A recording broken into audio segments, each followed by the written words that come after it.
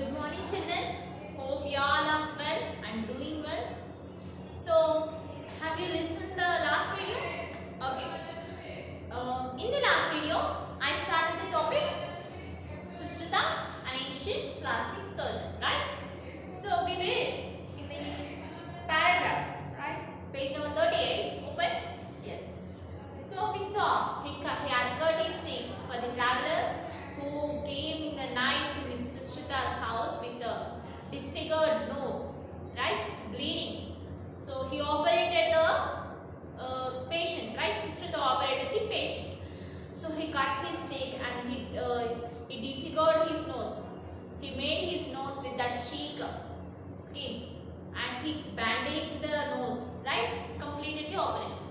Okay, this was we saw in the last video. So now let us enter into the next. What happened we'll see.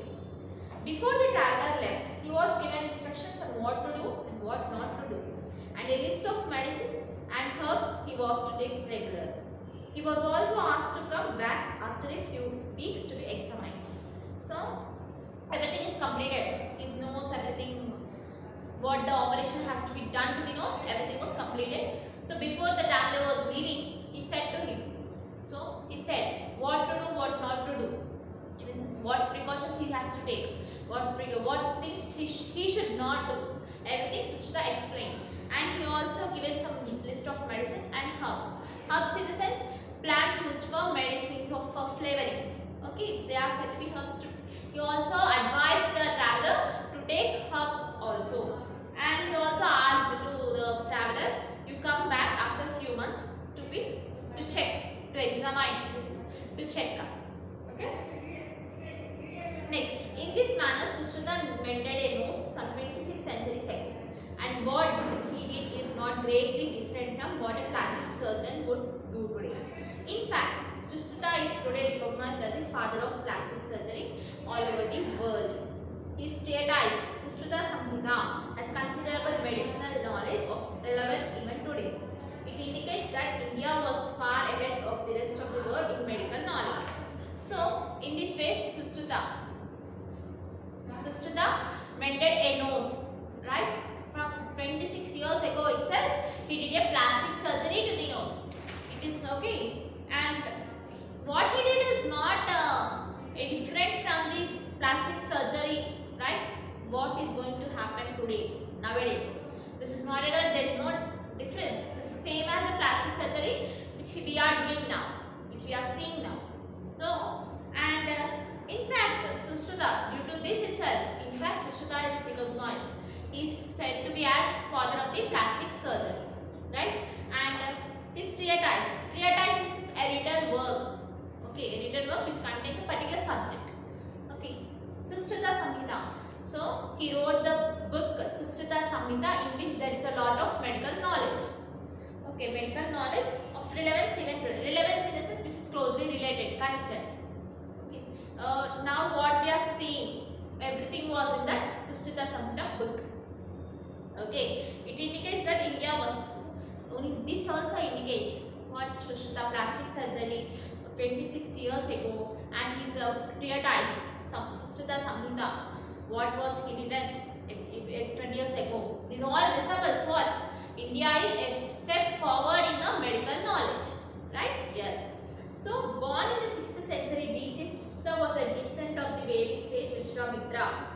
See, he born in the 6th century children. Who is Sushruta? Sushruta born in the 6th century. He was a descendant in the sense a person developed from an earlier. In the sense, he said to be, he was developed from Vedic sage Vishwamitra. Okay, Vedic sage Vishwamitra. And he learned surgery and medicine at the feet of Divodasa Davantari in his hermitage at Varanasi. So Sushruta was born in 6th century and he came from Vedic sage Vishwamitra. Okay, he learned his medicine, he learned his surgery. Where he did? He learned at Divodasa Dhanvantari.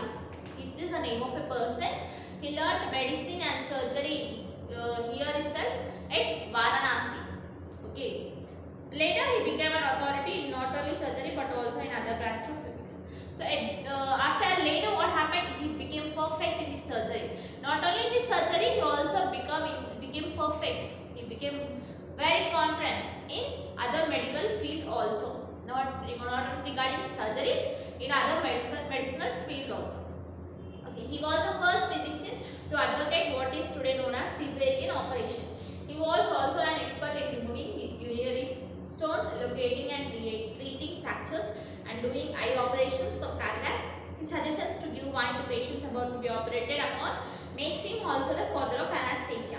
So children, he was the first physician who advocate, in the sense who said about the caesarean operations.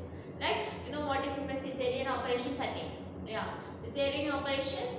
Okay, and he also expert in removing urinary stones.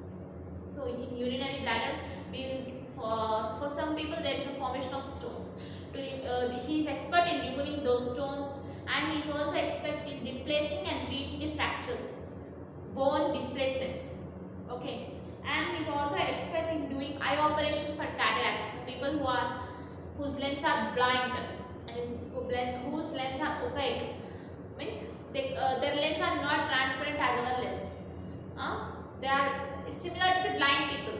He used to operate those people also.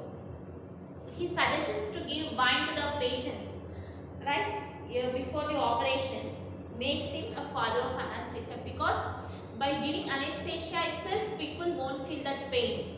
Okay, they won't feel the pain, and there will be no disturbance for the doctors also. So the first thing about anesthesia was said by the Sushruta itself.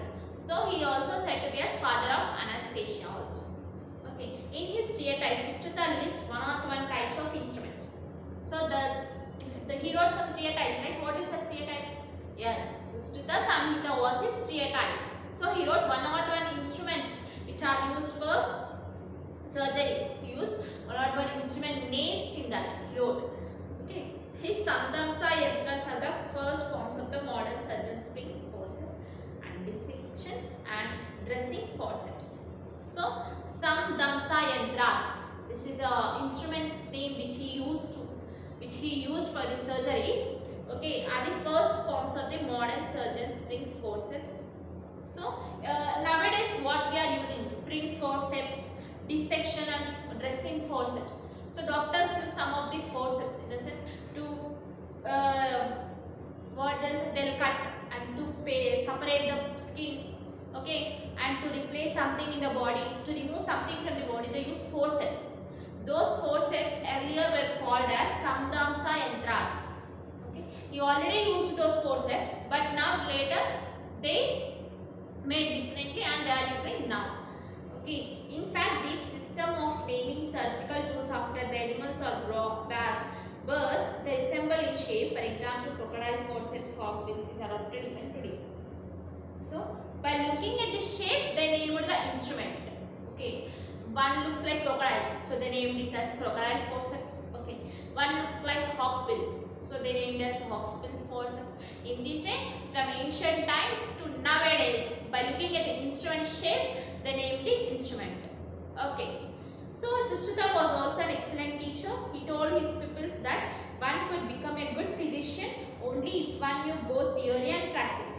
He advised his pupils to use carcasses and models for practice before surgery. So not only Sushruta, not only a plastic surgeon, he is not only a physician, he is also an excellent teacher. He told his pupils here in the sense children, students, yeah, his students, whoever came to learn from him, they are said to be students, right, pupils. So he used to tell his pupils that whoever has the knowledge of theory as well as practical, they can become a physician. They only can become a physician. So he used to advise his pupils that whenever you go for the surgery, when you are going to do a surgery, or when you want to become a surgeon, just practice on the carcasses. Carcasses in the sense a dead body of animals. So dead body of animals and models. Okay, so that you get perfect practice. In this way, he used to advise his children, right? So it is adapted from the Scientist of India, published by Children's Book Trust, New Delhi. So this is an extractor which is taken from the book Scientist of India. Yes, no? He's really a good scientist, right? Who found plastic surgery, right? And who said to be his father of anesthesia. Who said that to give anesthesia, to give wine before operation. Really, he's a scientist. So this was extracted from Scientist of India, which is published by Children's Book Trust, New Delhi. Okay, this was the lesson Sushruta, an ancient classic surgeon. Okay, children. Yeah. So you have 5 questions over here. So read that. Write these 5 questions in your class notes. Okay. So here there is a do you know. It takes about 20 seconds for a red blood cell to circle the whole body. So 20 seconds. You know we will be having red blood cells, white blood cells. Okay. So these red blood cells. These take 20 seconds to travel our body. It seems this is that much of speed it has. It has been proven that people can listen reactions to allergies by laughing.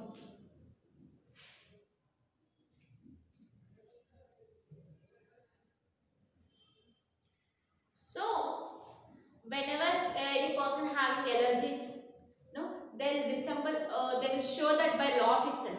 No, I don't have allergy. I have allergy about for that. In that way, they give reaction by laughing if they have any allergy, right? In that way, it is also one do you know. 6-year-olds laugh on an average of 300 times, but adults laugh only 50 to 100 times a day. 6-year-old children laugh 300 times a day, but whereas adults, they laugh 50 to 100 times itself. Water freezes at 32 degrees Fahrenheit and boils at 212 degrees Fahrenheit. There are 180 degrees between freezing and boiling, because there are 180 degrees between the north and south. So this is also one interesting fact, right? Yes. So are you clear about the lesson Sushruta and ancient